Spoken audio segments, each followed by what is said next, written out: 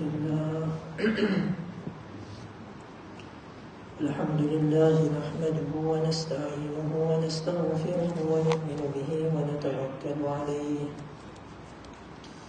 ونعوذ بالله من شرور أنفسنا ومن سيئات أعمالنا من يهده الله فلا مضل له ومن يضلله فلا هادي له ونشهد أن لا إله إلا الله وحده لا شريك له ونشهد أن سيدنا وحبيبنا وشفيعنا ومطاعنا محمدا عبده ورسوله صلى الله عليه وعلى آله وصحبه وبارك وسلم تسليما كثيرا كثيرا أما بعد فقد قال الله تبارك وتعالى قد أفلح من زكاها وقد خاب من دساها وقال عليه الصلاة والسلام ألا وإن في الجسد مضغة إذا صلحت صلح الجسد كله وإذا فسدت فسد الجسد كله ألا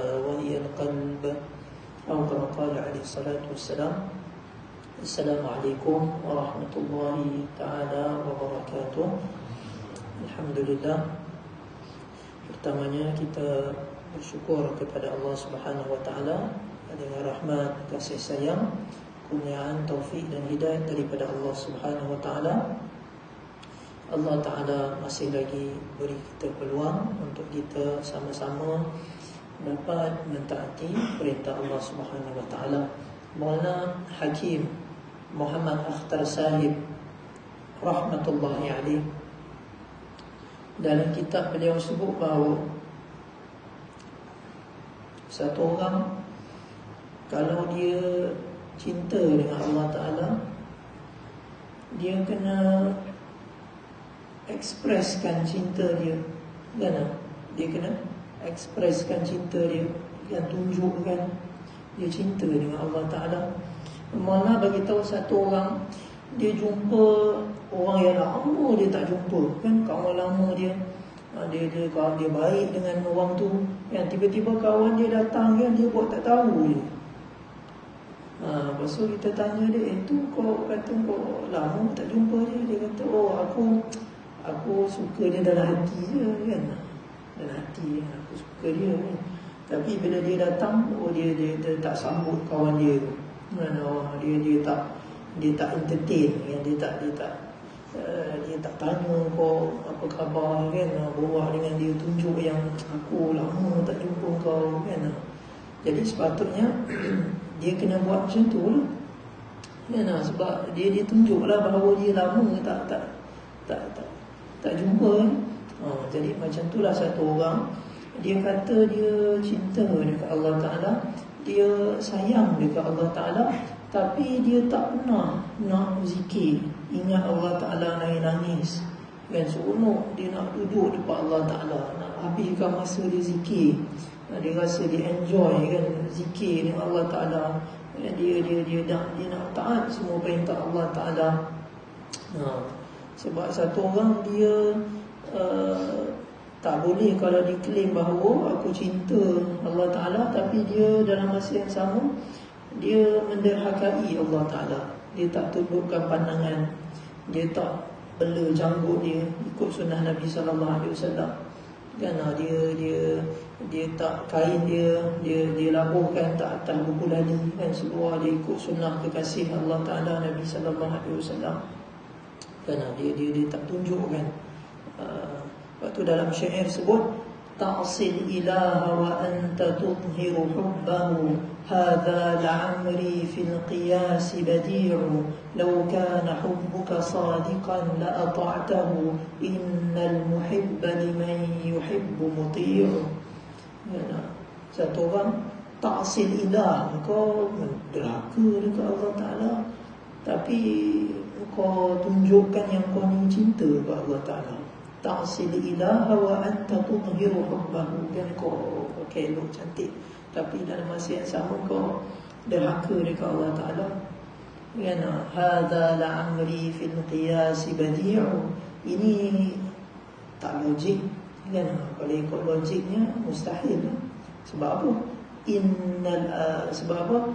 Lau kana hubbuka sadiqan la ata'tahu. Kalau cinta kau tu betul, dan kau taatlah Allah Ta'ala. Ya, sebab apa? Innal muhibba liman yuhibbu muti'u. Sebab kekasih, sesungguhnya kekasih itu akan taat. Siapa pecinta akan taat kekasih dia. Dan apa dia suruh buat, dia akan buat. Ya, kan ni baru logik, baru kena kan. Kalau tak, dia tak, mustahil. Ya, maka oleh yang demikian, kita nak dapatkan cinta Allah Ta'ala ni, kita kena zikir. Ya, zikir ni sangat-sangat penting. Sebab apa? Dia adalah menghidupkan hati seseorang. Ya, kita nak bagi anggota kita lain ni taat perintah Allah ni, hati kita kena seronok. Hati kita kena ada cinta Allah Ta'ala. Maka macam nak supply cinta tu, macam mana kalau kita punya channel kan, dia tak supply yang elok kan dekat semua anggota, maka tak boleh, tak ada function. Maka kita punya hati tu kita kena bagi yang kita kena siram dia kan, supaya air tu mengalir dekat semua anggota, dia akan jadi cantik kan. Jadi zikir ni, kita tahu bahawasanya zikir ni banyak kan kelebihan dia. Macam-macam zikir yang Nabi SAW ajar, antaranya yang kita boleh amalkan, Nabi beritahu dalam hadis Bukhari dan Muslim daripada Abu Hurairah radhiyallahu taala anhu, Nabi kata, man qala subhanallahi wa bihamdi 100 marrah ghufirat khuttat khatayahu wa in kanat mithla zabadil bahr. Siapa yang zikir satu hari pada pagi dia, riwayat yang lain, riwayat dalam Sahih Muslim, pagi dan petang, dia zikir apa? Subhanallahi wa bihamdi 100 kali. Kemudian Allah Ta'ala akan ampunkan semua dosa-dosa dia, walaupun sebanyak air di lautan. Dan banyak zikir-zikir kan. Cuma zikir ni, dia ada zikir yang kita maksud dia tu, kita nak islah hati kita. Ada orang ini banyak dari solat, banyak dia ada zikir, tapi dia masih tak ada connection dengan Allah Ta'ala. Masih ada barrier kan, masih ada penghalang. Dia tak rasa seronok kan, ada something wrong kan. Padahal dia solat juga kan, tapi tak dia rasa macam tak ada apa kita panggil sebagai hubungan yang dia tak rasa seronok lah kan. Macam tepuk sebelah tangan kan. Jadi Maulana Syah Waliullah Muhaddis Dihlawi rahmatullah alaih dalam kitab dia Hujjatullahil Balighah, dia beritahu bahawa zikir ni ada dua. Satu, zikir yang kita dapatkan pahala dari kita, maksud kita memang kita dah dapatkan pahala daripada zikir tadi. Macam-macam Nabi beritahu, siapa yang zikir lepas salat 33 kali kan, subhanallah, alhamdulillah, Allah Akbar, kemudian habiskan dengan la ilaha illallah wa la syarika lah kan, Allah akan ampunkan semua dosa-dosa dia. Dan banyak lagi kan riwayat-riwayat yang lain dalam Sahih Muslim. Alright, yang tu semua kita nak dapatkan apa? Siapa yang sebut riwayat dalam Mu'jam Tabarani, bahawa siapa yang sebut subhanallah kan wurisat lahu nakhlah, maka akan ditanamkan baginya satu, setiap kali subhanallah akan ditanam pokok dekat dalam syurga dia kan. Maka ada satu zikir yang memang kita nak hanya nak dapat reward, nak dapat ganjaran kan. Tapi ada lagi satu jenis zikir kita buat ni, kita nak masukkan, kita nak train, kita nak ajar hati kita, kita nak islah. Tu bahasa mudah dia. Dan kita nak islah, kita nak dapat tarbiyah daripada zikir tadi. Macam mana aku nak islah hati aku, makin lama aku ibadat, makin seronok dan makin suka dengan Allah Ta'ala. Dia ada zikir dia kan. Dia zikir ni pun penting kan. Ini orang banyak dah buat zikir, tapi dia tak buat zikir yang untuk islah hati dia. Macam mana nak bagi hati dia seronok dengan Allah Ta'ala kan, nak islah, dia boleh cinta, dia boleh tinggalkan maksiat, dia boleh tinggalkan dosa Ada jenis tu kan. Dan zikir ni kita nak dapat mana? Jenis kedua ni kita dapat dengan masyayikh, dengan guru kita syekh yang dia ajar kita zikir kan. Dia dan zikir tu ada 4 zikir kan yang kita kena buat untuk kita islahkan hati kita. La ilaha illallah, zikir la ilaha illallah 100 pagi, 100 petang. La ilaha illallah. La ilaha illallah pun ada kaifiat dia juga. Kan ini orang banyak zikir la ilaha illallah tapi dia tak dapat manfaat daripada la ilaha illallah tadi sebab dia punya cara tak kena.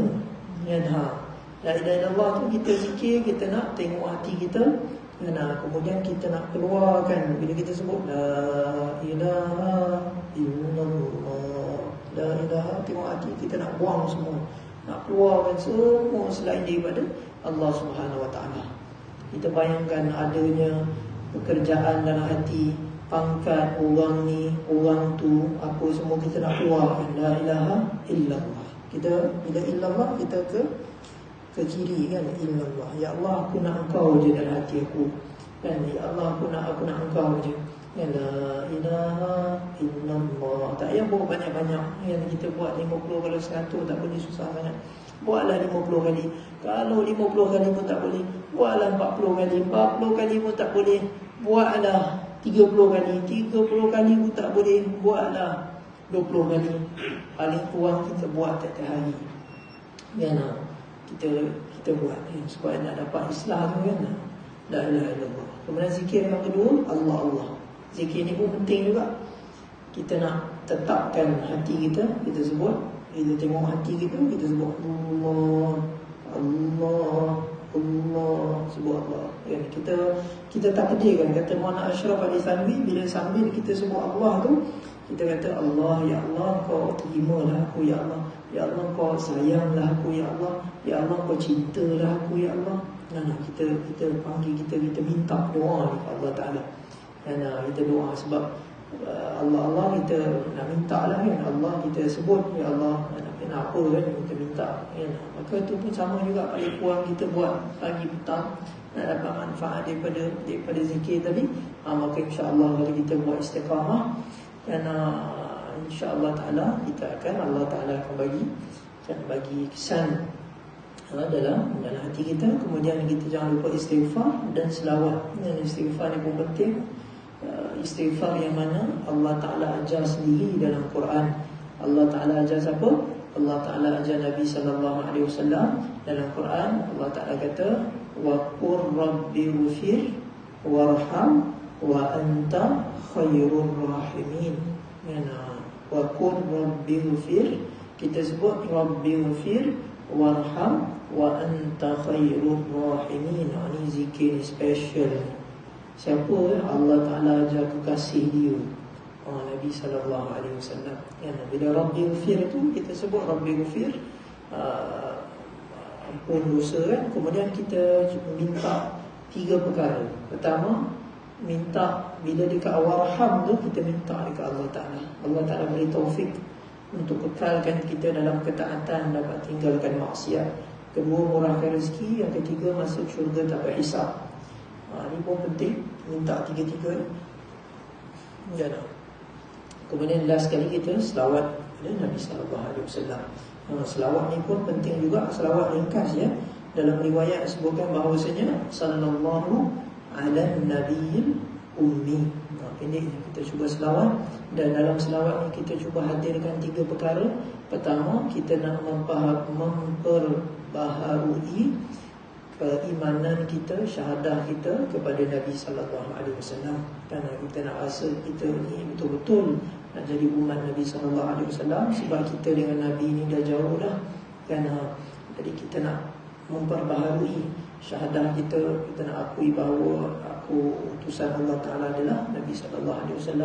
Kemudian yang kedua, kita nak hadirkan bahawasanya kita nak jadikan hanya Nabi SAW itu adalah idola kita. Kan tak nak dah ikut orang kafir, orang barat, pemain tu pemain ni, penyanyi tu penyanyi ni, pelakon tu pelakon ni, gamers tu gamers ni, apa semua ni, kan kita tak ada kejayaan dunia dan akhirat. Hanya ada kejayaan adalah ikut sunnah Nabi sallallahu alaihi wasallam. Kemudian yang ketiga, kata Maulana Ashraf Ali Thanwi rahmatullah alaih, kita bila selawat tu, kita bayangkan bahawa kita sedang berada di Raudhah Nabi sallallahu alaihi wasallam. Kita tengah duduk dekat Raudhah tengah Raudhah Nabi sallallahu alaihi wasallam.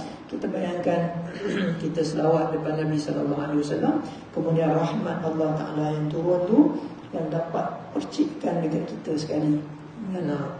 Maka ini yang ketiga yang kita cuba untuk hadirkan ketika kita selawat kepada Nabi sallallahu alaihi wasallam. Maka mudah-mudahan dengan kita buat zikir ni tadi, kan Allah Taala bagi kita lagi seronok untuk kita dapat mentaati perintah Allah Subhanahu wa taala. Dan kita ni orang beriman ni, Allah Taala sangat special, kan.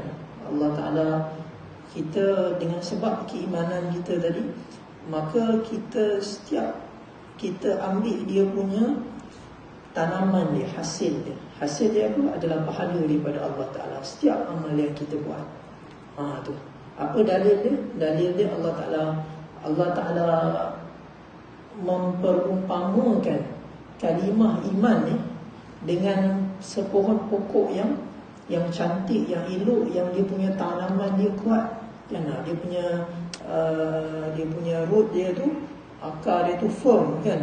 Maka dia punya pokok tu cantik sampai dia punya branches dia tu naik, kan, ke langit, kan, elok, cantik. Ni kan Allah Ta'ala umpamakan kalimah yang beriman tu, kalimah-kalimah iman kita, syurah la ilaha illallah, kita orang beriman ni, kan. Kemudian Allah Ta'ala kata apa? Hasil tu dia akan bagi, setiap waktu akan dapat hasil. Pokok ni tadi setiap waktu akan dapat hasil. Tapi orang kafir, Allah Ta'ala kata dia macam pokok yang buruk. Dia punya grass root dia tak dia punya uprooted, kan, dia punya dia punya akar dia tu tak firm, kan, boleh cabut je, kan, sebab rosak, kan. Dia orang punya akidah dia orang tu, kan. Kita sangat cantik ayat ni. So Allah Ta'ala suruh kita remind, kan. So kita ada keep in our mind, kan. Kita kena rasa bersyukur, dan oleh sebab tu kita seronoklah lagi buat amal, kan. Allah Ta'ala firman dalam Quran, alam tara kaifa daraballah. Allah kata kau tak tengok ke, kan. Ni cara uslub Quran, kita panggil style Quran ni. Allah Ta'ala nak cuba tarik kita punya attention, kan. Kau dengar ni aku nak cakap apa, kan. Alam tara kaifa daraballah. Allah Ta'ala kata kau tak tengok ke macam mana Allah Ta'ala buat perumpamaan. Daraballahu masala. Apa dia? Kalimatan tayyibah ka syajaratin tayyibah. Kalimah tayyibah macam syajarah tayyibah, pokok yang cantik. Apa dia? Macam mana keadaan dia? Asluha sabitun wa far'uha fis sama'. Dia punya akar dia teguh, kan, dia punya apa kita panggil branches dia, tangkai-tangkai dia, kan, cantik elok ke atas. Kemudian Allah Ta'ala kata lagi, tu'ti ukulaha kulla hinin biizni rabbiha, dan pokok ni dia bagi buah, setiap waktu dia bagi buah. Dengan apa? Biizni rabbiha, dengan izin Tuhan dia. Wa yadribullahu al-amsal, dan Allah Ta'ala buat perumpamaan ni bukan suka-suka, bukan saja-saja, tapi la'allahum yatadhakkarun, supaya dia orang ingat, dia orang fikir, kan. Kemudian Allah Ta'ala kata wa mathalu kalimatin khabithah, perumpamaan syirik kepada Allah seperti mana kasyajaratin khabithah, pokok buruk, kan. Ini jatussat khabithat, ini jatussat min fawqil ard, yang mana dia punya gerak, dia punya roots dia tu tak uprooted, kan. Apa dia tak firm, kan. Malaha min qarar, tak tetap dekat tanah, kan. Kemudian Allah Ta'ala kata yusabbitullahu alladhina amanu, Allah Ta'ala tetapkan orang-orang beriman ni bil qawli thabit, dengan perkataan yang tegak, teguh, dengan iman. Dekat mana? Manfaat dia fil hayati dunia wa fil akhirah. Dapat manfaat dekat dunia dan dapat manfaat dekat akhirat, iaitu dekat dalam kubur. Maka Al-Imam Ibn Jauzi rahmatullah alaih bagi tahu dalam kitab dia Zadul Masir, Allah Ta'ala kata hasil iman, apa yang orang beriman ambil hasil dia, apa tu, dengan amal salih ni, Allah Ta'ala perumpamakan seperti satu orang ambil hasil buah-buahan daripada pokok yang cantik tadi. Dan setiap kali dia buat amal, Allah Ta'ala akan bagi dia pahala. Okey, itu mudah-mudahan kita dapat manfaat daripada kita punya sebagai mukadimah kita, insya-Allah Ta'ala pada malam ini kan. Kita sambung kita punya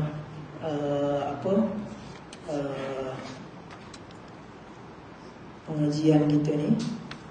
Kita dah habis dah.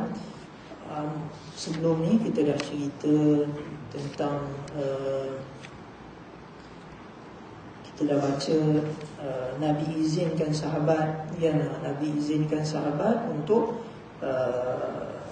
apa? Untuk hijrah. Sekarang ni kita nak tengok hijrah Nabi sallallahu alaihi wasallam. Bila sahabat semua dah Nabi dah izinkan, maka diorang dah keluar satu persatu, satu kumpulan.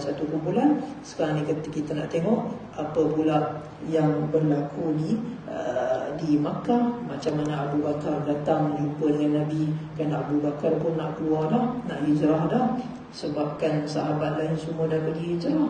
Dan kemudian Nabi kata, sabar dulu kan, sampai aku dapat izin pun kita hijrah sekali kan. Riwayat Al-Imam Hakim menyebutkan bahawa Nabi SAW bertanya kepada Jibril AS. Nabi tanya, aku ni hijrah dengan siapa?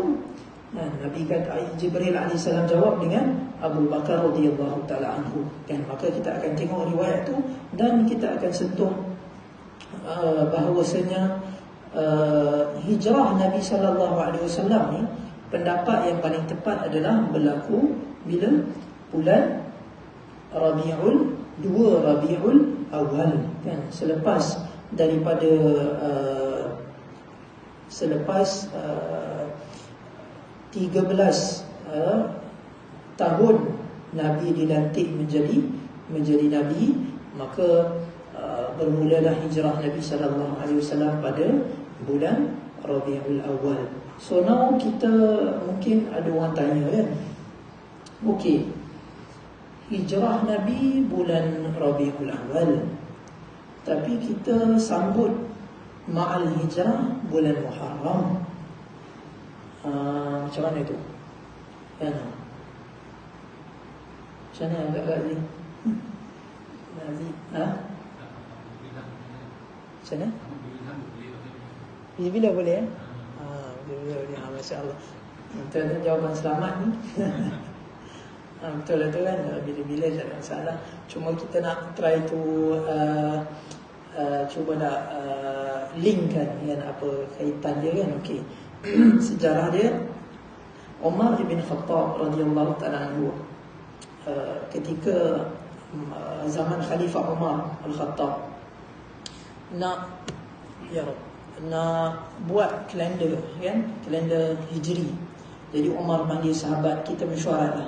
Okey, kita nak letak awal tahun ni bila kan? Bila kita nak letak first month of Hijri kan, bulan pertama dalam bulan hijrah ni. Maka okeylah, ada sahabat bagi lebih kurang dalam 3-4 pendapat. Pendapat yang pertama, sahabat kata okey macam ni, kita letak bulan pertama dalam hijrah tu ketika mana Nabi SAW dilantik menjadi Nabi. First opinion. Pendapat yang kedua kata okey, kita letak bulan pertama hijrah tu ketika mana Nabi SAW wafat. Second opinion. Pendapat ketiga, kita letak bulan yang pertama tu ketika mana Nabi SAW dilahirkan. Kemudian pendapat yang keempat adalah kita letak bila Nabi SAW hijrah. Okey, so now kita ada 4 pendapat. Jadi 4-4 ni dibincangkan. 4-4 ni kita bincang. Okey, yang pertama, Nabi SAW dilantik menjadi Nabi. Pendapat ni tidak diterima. Disebabkan apa? Disebabkan bahawasanya terdapat khilaf riwayat yang nak menentukan betul-betul bila masa dia Nabi SAW dilantik menjadi Nabi. Okey, so pendapat tu kita put aside lah, kan, kita tak boleh nak terima. Pendapat yang kedua adalah bahawa Nabi SAW wafat. Jadi sahabat Nabi SAW yang lain sebut bahawa kita tak sanggup, kan, nak bulan pertama dalam tahun hijrah kita nak letak bahawa Nabi SAW wafat. Kita tak sanggup. Sebab sahabat semua rasa sedih. Macam mana kita nak mula tahun dengan kesedihan, dengan kita ingat kewafatan Nabi SAW. Maka kita pun tak okey. So pendapat ni tak apa nak sesuai, kita tak ambil. Yang ketiga adalah ketika Nabi SAW lahir, kan? Maka ini juga berlaku khilaf di kalangan para ulama dalam menetapkan bilakah sebenar-benarnya kelahiran Nabi SAW. Banyak khilaf. Maka oleh demikian tidak diraikan. Alright? So now kita ada yang terakhir, iaitu adalah ketika Nabi SAW hijrah. Okey, ketika Nabi SAW hijrah. Okey, pendapat ni nampak bagus, kan? So kita pergi kepada perbincangan yang kedua. Bila Nabi SAW hijrah, tu kita dah sebut tadi 2 Rabiul Awal. Right, 2 Rabiul Awal. Tapi kita punya first month of Hijri adalah Muharram. So Al-Imam Ahmad ibn Ali ibn Hajar Al-Asqalani dalam Fathul Bari Syarah Sahih Bukhari, beliau cuba datangkan munasabah. Okey, alasan dia macam ni. Kata Hafiz ibn Hajar rahmatullah alaih, alasan dia, okey, kita dah sebut dalam pertemuan kita yang sebelum ni bahawa ketika mana datang orang Ansar untuk baiat kepada Nabi SAW, itu bulan apa? Zulqa'dah, bulan yang terakhir, right? Zulqa'dah lah. Okey, Zulqa'dah. Bila diorang datang baiat dengan Nabi, orang Madinah tu 70 orang Ansar. So now Nabi dah ada keazaman. Nabi dah ada azam bahawasanya insya-Allah tahun depan, bulan depan aku nak hijrah. Nabi dah ada azam, niat, intention, kan, untuk Nabi hijrah bulan depan. Maka dengan sebab keazaman Nabi SAW untuk hijrah pada bulan Muharram, maka mereka telah berpendapat bahawasanya kita jadikan Muharram sebagai permulaan hijrah. Syuful kaif?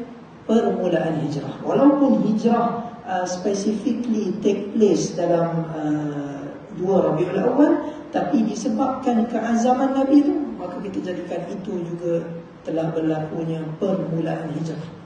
Azam Nabi SAW untuk berhijrah pada bulan Muharram, maka oleh demikian munasabahnya kita sambut ma'al hijrah pada bulan Muharram. Okey, itu dia punya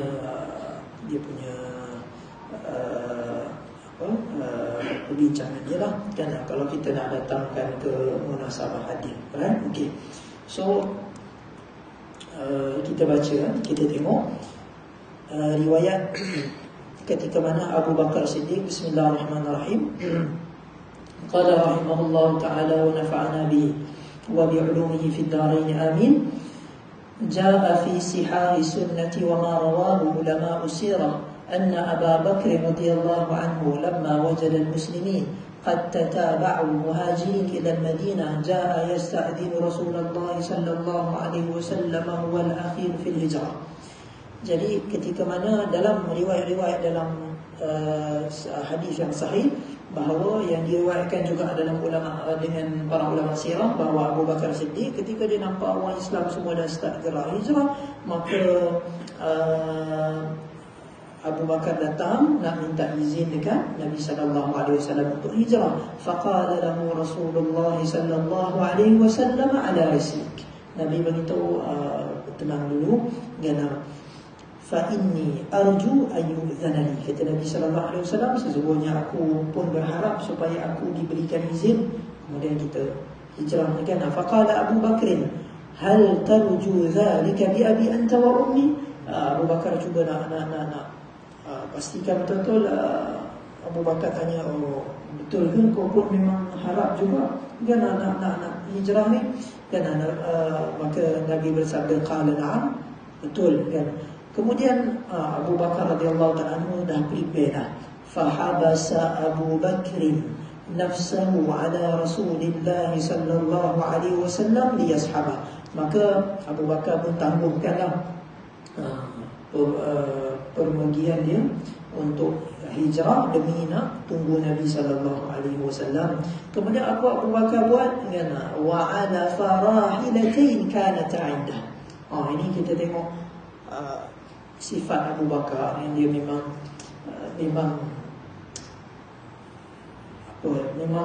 benar kan, sabda Nabi sallallahu, memang sebab tu Nabi cinta sangat dengan Abu Bakar. Nabi sayang Abu Bakar.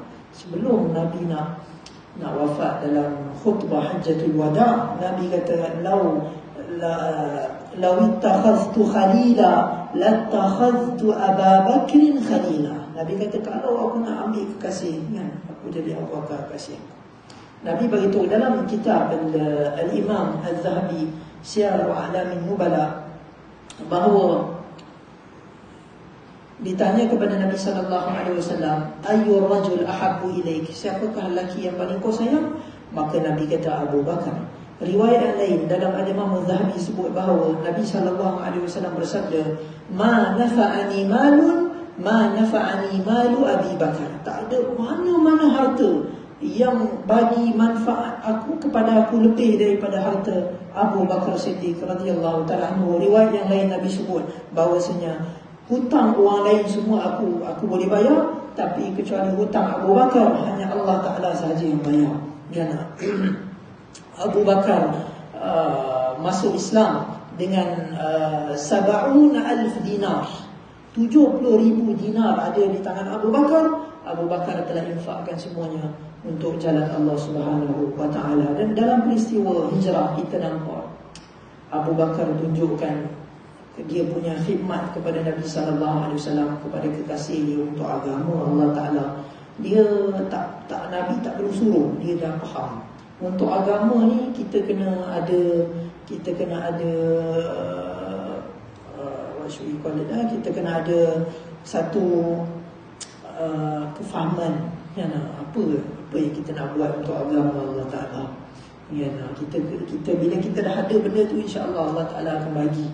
Allah Ta'ala akan bagi ilham apa yang perlu kita buat. Tapi kalau kita tak ada rasa kita nak bantu agama Allah Ta'ala, walaupun ada orang duit dia punya lah banyak, tapi dia tak tahu aku nak buat apa ni. Sebab dia tak fikir. Dia tak ada rasa dia nak bantu agama Allah Ta'ala. Kan Abu Bakar bukanlah kaya sangat kan, tapi disebabkan dia punya fikir untuk agama tu, Nabi sayang sangat dengan Abu Bakar. Yang satu dia duduk dengan Nabi kan. Satu lagi dia punya ghirah, sensitivity terhadap agama. Okey. So apa Abu Bakar buat? Wa ala farahilatain kanata 'indah. Abu Bakar dia ada 2 unta, dia telah jaga unta dia dulu, prepare. Wa akhadha yata'ahaduna birriayati 4 ashhur, 4 bulan. Dia sediakan unta dia, right? Disediakan unta dia. Kemudian kita tengok wa fi hadhihi al-athna ra'at Quraish anna Rasulullah sallallahu alaihi wasallam sarat lahu syi'atun wa ashab. Jadi min ghairihim bi ghairi biladihim. Jadi Quraisy, kafir Quraisy, dia nampak bahawa Nabi sallallahu alaihi wasallam, Nabi dah ada kerap ni. Ya nak, semua dah pergi, semua dah pergi Madinah. Kan? Dah ada orang nak ikut Nabi kan selain pada kita. Yang dah kat Madinah tu dah ada. Dia orang takut. Dia dah mula takut. Kemudian apa dia? Fahadhiru khuruja Rasulullah sallallahu alaihi wasallam ilaihim wa khafu an yakuna qad ajma'u li harbi.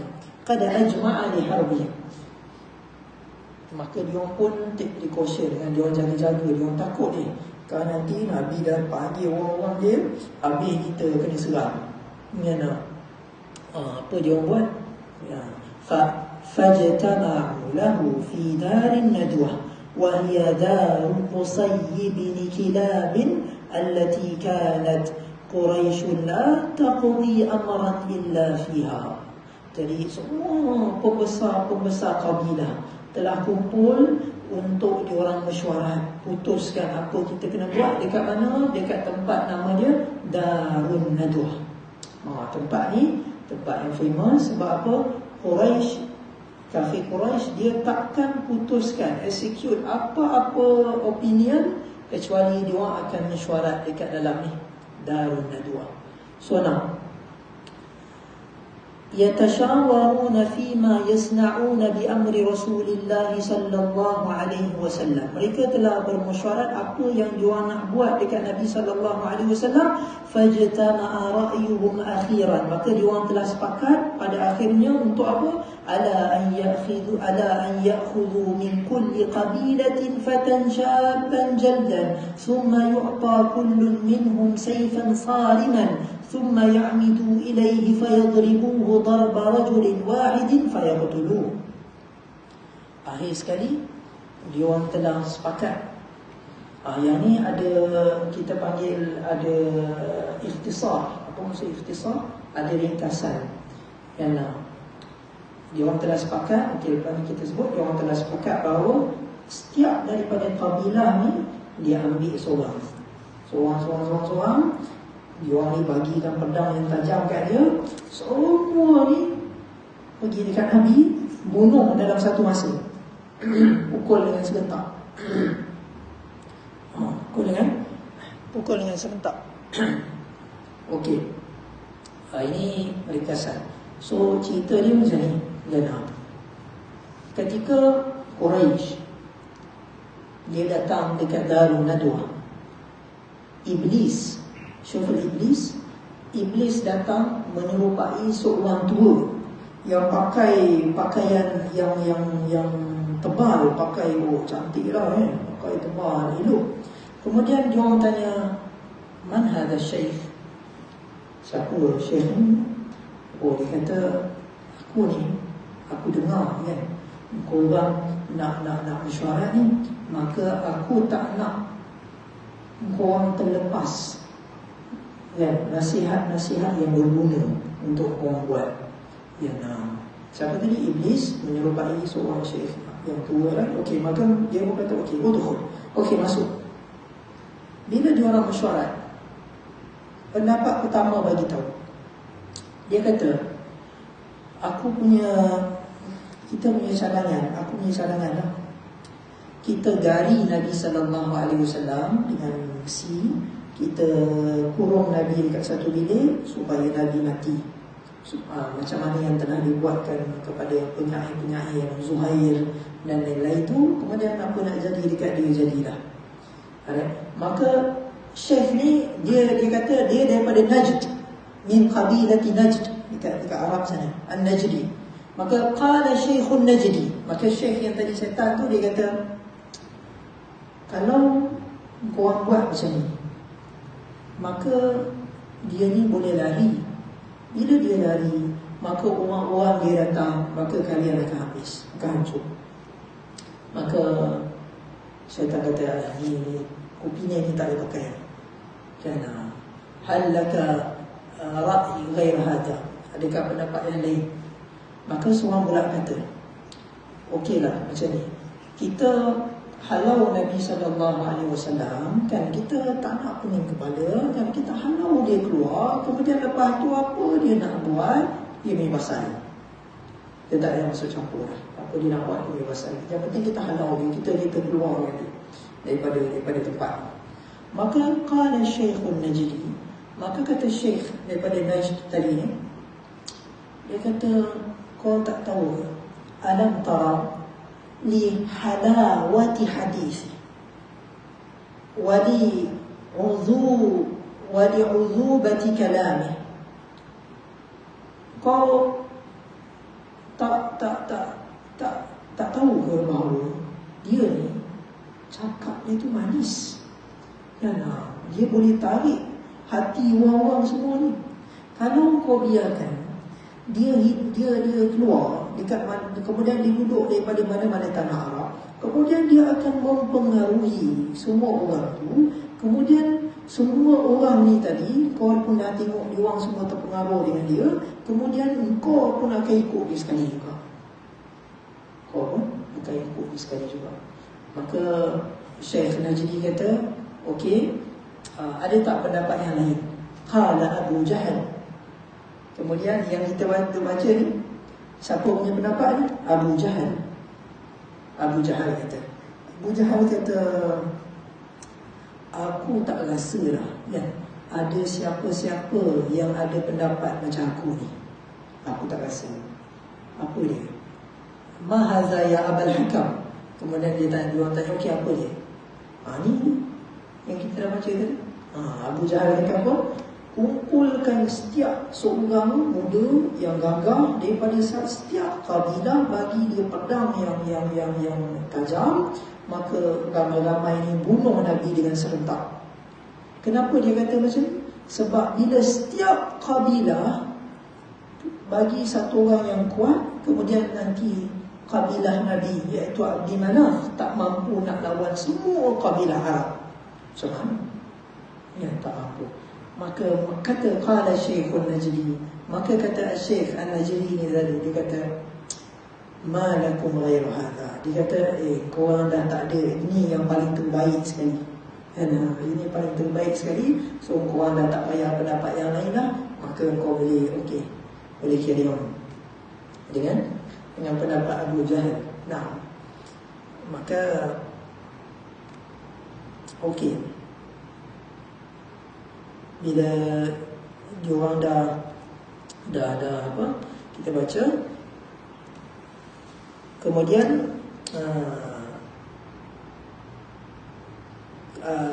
diorang telah plan, wa darabu lidzalika mi'ada yaumin ma'lum fa ata Jibril alaihi salam. Maka diorang telah plan nak bunuh Nabi pada satu hari, maka Jibril telah datang, telah perintahkan Nabi untuk hijrah, dan Jibril telah larang Nabi untuk tidur dekat tempat dia pada malam tersebut, dan Jibril telah Nabi telah perintahkan Ali radhiyallahu ta'ala anhu untuk tidur di tempat Nabi sallallahu alaihi wasallam kan. Maka riwayat ni yang menyebutkan tentang Ali bin Abi Talib radhiyallahu ta'ala anhu, ini diriwayatkan oleh At-Tabari, diriwayatkan oleh Ibn Sa'ad, diriwayatkan oleh Al-Baihaqi, diriwayatkan oleh Imam Al-Zahabi, diriwayatkan oleh Imam Ibn Kathir, dan ramai lagi para ulama. Dan riwayat-riwayat ni tidak lari daripada tiga. Yang pertama adalah riwayat mursalun sahih, yang kedua adalah riwayat muttasil dhaif ataupun muttasil syadidud dhaif. Tak lari daripada, ada riwayat mursal. Ini technicality dalam ilmu hadis lah. Mursal ni maksudnya dia tak sampai Nabi, ada drop narrators dalam link sanad tu. Tapi ada riwayat yang bersambung tapi dhaif, dan yang lain lebih lemah daripada tu. Jadi cumanya dalam ilmu hadis, kalau ada riwayat mursal yang sahih, dia boleh menguatkan riwayat yang dhaif tadi. Maka oleh sebab itulah Al-Imam Ibn Kathir, Al-Imam Ibn Hajar telah menghasankan riwayat ini. Maka riwayat ini tidak kurang daripada hasan li ghairihi, yang tidak ada masalah, boleh kita guna kan. Bahkan hasan li ghairihi ini pun atas lagi lah daripada dhaif, dia punya level dia, right? Adapun berkaitan tentang saya habiskan berkaitan tentang syaitan menyerupai seorang syekh An-Najd, itu adalah perkara yang biasa. Kita ada riwayat dalam Sahih Al-Bukhari bahawa ketika mana Nabi SAW lantik Abu Hurairah untuk jaga zakat bulan Ramadan, maka syaitan telah menyerupai seorang yang tua yang dia tunjukkan bahawa dia ni perlukan sangat makanan, sehingga Abu Hurairah kesian kat dia, sehingga Abu Hurairah bagi.